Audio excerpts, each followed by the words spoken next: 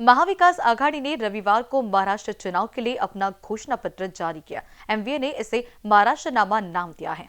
इसी संदर्भ में आयोजित पत्र परिषद में कांग्रेस की पूर्व सांसद मीनाक्षी नटराजन ने घोषणा पत्र पर प्रकाश डालते हुए पत्रकारों से संवाद साधा।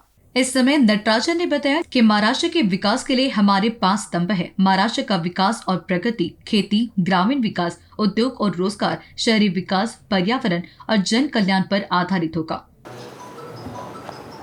महाविकास आघाड़ी का मैनिफेस्टो डिक्लेयर किया गया।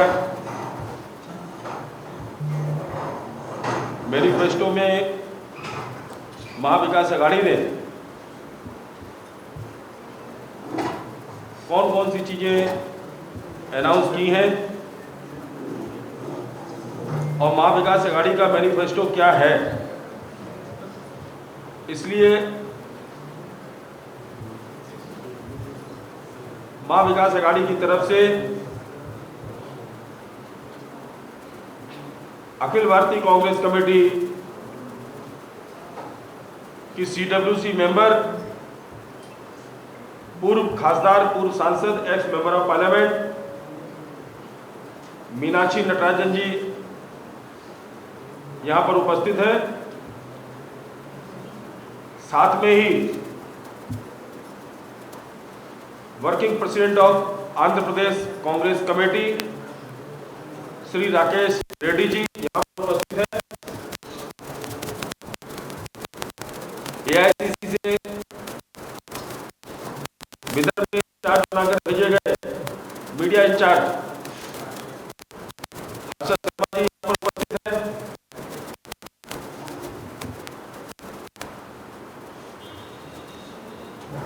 चुनाव जोरों पे चल रहा है। अभी मल्लिकार्जुन खड़गे जी ने 1-2 दिन पहले प्रेस कॉन्फ्रेंस ली, आप सब लोग वहां उपस्थित थे। महाराष्ट्र की जो परिस्थिति है और जो देश की परिस्थिति है, भारतीय जनता पार्टी के झूठ के बारे में और भारतीय जनता पार्टी के क्रियाकलापों के बारे में हमारे राष्ट्रीय अध्यक्ष सम्मानीय मल्लिकार्जुन खड़गे जी ने बहुत डिटेल में आप सब लोगों से परसों बातचीत की।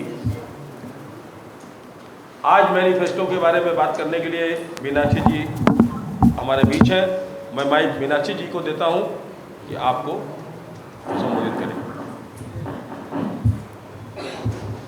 जय जगत साथियों, आप सबको मेरा नमस्कार। आप सबका मैं बहुत बहुत तहे दिल से शुक्रिया अदा करती हूँ। आप सबका धन्यवाद करती हूँ कि आप यहाँ पर आए हैं। मैं यहाँ पर पूरे घोषणा पत्र पर चर्चा करने के बजाय अपने आप को जो मुख्य हमारी गारंटी है, जो हमने मुख्य तौर पर संकल्प किया है, उसकी बात आपके सामने रखूँगी। आप को मैं ये बताना चाहती हूँ कि सबसे पहले तो ये जो पूरी चुनावी लड़ाई है लोकतंत्र में, वो 2 तरह की विचारधारा के रूप में है। हमारी विचारधारा ये मानती है कि हक आधारित ढांचों के ज़रिए हम अपने देश के नागरिकों को हकदार बनाएं, और एक और विचारधारा है जो इस वक्त महाराष्ट्र में और देश में सत्ता में है। वो मानती है कि जो कुछ दिया जाता है वो किसी रूप में कोई मेहरबानी है। तो ये मेहरबानी और हकदारी, इसके बीच का चुनाव है। और ये कहना चाहूँगी कि जिस तरह से जब यूपीए की सरकार ने हकों का एक ढांचा तैयार किया, उसी को आगे ले जाते हुए 5 सूत्री का संकल्प हम लोग करते हैं। जो महाविकास आघाड़ी होगी वो ये सुनिश्चित करेगी कि एक आम परिवार को सालाना कम से कम 3 लाख रुपए की आमद हो, उसको उसका हक मिले। और वो हम कैसे करेंगे? तो सबसे पहले मैं महिलाओं की बात करूंगी। महालक्ष्मी योजना में प्रत्येक महिला को प्रति माह 3,000 रुपये उनको मिले कि जिस तरह से नोटबंदी के समय महिलाओं की बचत पर सबसे ज़्यादा प्रहार हुआ और जिस तरह से उसके बाद लॉकडाउन के समय भी महिलाएं सबसे ज़्यादा अपने घर की आर्थिक परिस्थितियों से जूझती हैं, वही छोटा मोटा बचत करती हैं, उसी से एक घर का जीवन यापन चलता है। तो उन विपरीत परिस्थितियों का सामना करने के लिए वो सशक्त हो सके, वो सही मायने में महालक्ष्मी का स्वरूप बनकर अपने घर को सजग और सशक्त कर सके, ये सोच है। और मैं ये कहना चाहती हूँ कि आपसे जुड़ा हुआ बगल का राज्य है कर्नाटक, जहाँ फ़िलहाल कांग्रेस की सरकार है और उस सरकार में 1.22 यानी 1.22 करोड़ लोगों को इसका फ़ायदा पहुंचा है। दूसरी बात, हमारी विकास आघाड़ी की ये संकल्प है कि महिलाओं को आवागमन की सुविधा मिले, वो ज़्यादा यातायात का फ़ायदा उठा सकें, कि वो अपने रोज़गार के लिए, अपने काम के लिए आने जाने में उन्हें सुविधा मिले। इसलिए फ्री बस ट्रैवल की सुविधा जैसा कर्नाटक में भी दिया गया है, उसका वायदा महाराष्ट्र में भी किया जाता है, उसका संकल्प है। और इससे कर्नाटक में करीब 60 लाख लोगों को फ़ायदा पहुंचा है, उनको उसका सशक्तिकरण का मौका मिला है।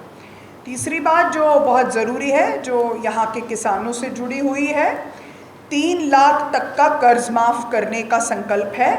और आप जानते हैं कि यूपीए की सरकार ने ये साबित किया है कि ये कोरे वायदे नहीं हैं। 2008 में जब 72,000 करोड़ रुपए का किसानों का कर्ज माफ़ हुआ, तो हम बड़े बड़े उद्योगपतियों और पूंजीपतियों का कॉरपोरेट टैक्स कम नहीं करते, लेकिन हम किसानों और वंचितों के लिए एक सुनिश्चित योजना बनाते हैं और उसी के तहत 3 लाख तक का कर्ज माफ़ होगा। और वो किसान जिन्होंने समय पर अपना रीपेमेंट किया है, भुगतान किया है, उनको 50,000 रुपये अतिरिक्त एक इंसेंटिव के तौर पर, एक उनको प्रशंसा के तौर पर उनके खातों में जमा किया जाएगा। हम लोग कास्ट सेंसस के लिए वचनबद्ध हैं कि हमारे देश में जो जाति की एक सच्चाई हमारे सामने है और हमारे देश की जो जाति व्यवस्था है वो कई बार आर्थिक हमारी स्थितियों को भी परिभाषित करती है, सामाजिक विषमता के साथ साथ। तो उसको मद्देनज़र रखते हुए कास्ट सेंसस के लिए हम प्रतिबद्ध हैं। युवाओं को उनके कौशल विकास का ट्रेनिंग मिले, उनको मोटिवेशन मिले, उनको प्रोत्साहन मिले, उसके लिए एक प्रोत्साहन राशि के तौर पर वो युवा जो कि रोज़गार की तलाश में हैं, उन्हें 4,000 रुपये मासिक देने का वायदा है। और जैसे कि हम सब जानते हैं कि परिवारों में आज जो सबसे ज़्यादा अलग अलग चीज़ों का इस्तेमाल होता है, उसमें इसके पहले मध्य प्रदेश में जब 13 ही महीने की कांग्रेस की सरकार थी, तब भी इसको क्रियान्वित वहाँ किया गया। उसी के तर्ज पर महाराष्ट्र में सरकार बनने पर ये पूरा किया जाएगा कि प्रति घर 100 यूनिट तक की बिजली माफ़ की जाएगी। आज ये बहुत दुखद बात है कि जो लाड़की बहना की बात करते हैं, लाडली बहना की बात करते हैं, वो अपने गिरेबान में झांक कर नहीं देखते। वो 4 साल की बालिका के साथ अन्याय होता हुआ चुपचाप बर्दाश्त कर जाते हैं। जो बदलापुर की घटना घटी वो हम सबको शर्मसार करती है। और हम सब जानते हैं कि आज की स्थिति महिलाओं के साथ हो रहे अन्याय, अत्याचार, शोषण में national bureau of crime records के अनुसार महाराष्ट्र दूसरे नंबर पर है, जबकि महाराष्ट्र वो राज्य भी है जहाँ से सबसे पहले सावित्रीबाई फुले ने महिला और बालिका शिक्षा का आह्वान किया, पूरे देश में चलाया। तो इसको देखते हुए अगर सरकार बनती है तो निर्भय महाराष्ट्र की एक योजना लेकर आएंगे, उसके अंतर्गत नीति विषयक मामलों में भी बदलाव किया जाएगा। हम 5 गारंटी दे रहे हैं और यह पूरे महाराष्ट्र के कल्याण के लिए होंगी। हम हर परिवार को सालाना 3 लाख रुपए की मदद करेंगे। महालक्ष्मी स्कीम महिलाओं को 3,000 रुपए महीना देगी। महिलाओं के लिए बस सर्विस फ्री रहेगी। हम उन किसानों को 50,000 रुपए देंगे जिन्होंने अपना कर्ज वक्त पर चुकाया। नटराजन ने कहा कि एमवीए के घोषणा पत्र में ग्रामीण और शहरी विकास तथा कृषि के विकास पर जोर दिया गया है। जाति जनगणना लोगों को बांटने नहीं बल्कि यह समझने के लिए है कि अलग समुदाय को किस तरह रखा गया है ताकि उन्हें ज्यादा लाभ मिल सके। कैमरा पर्सन विलास पराते के साथ क्षितिजा देशमुख की रिपोर्ट।